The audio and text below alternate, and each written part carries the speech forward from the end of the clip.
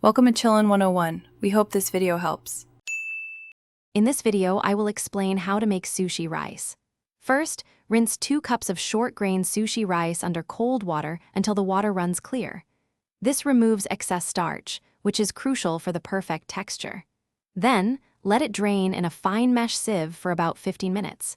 This step ensures proper water absorption during cooking. Now, let's cook it. Place the rinsed rice and 2 1/2 cups of cold water in a heavy-bottomed pot.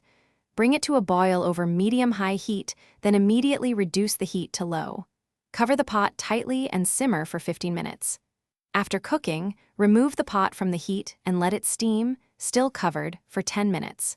This allows the rice to finish absorbing moisture. While the rice steams, prepare your sushi vinegar. In a small saucepan, combine 4 tablespoons of rice vinegar, 2 tablespoons of sugar, and 1 teaspoon of salt.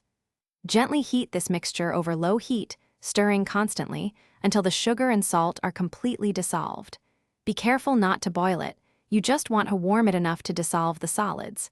This creates the essential flavor for your sushi rice. Finally, it's time to season and cool. Transfer the hot rice to a large, non-metallic bowl. Pour the warm sushi vinegar evenly over the rice. Using a wooden spoon or spatula, gently fold the rice with a cutting motion, fanning it simultaneously. This helps to cool the rice quickly and gives it a beautiful sheen. Continue until the rice reaches body temperature, about 98.6 degrees Fahrenheit. Thanks for watching. Consider subscribing if we helped you.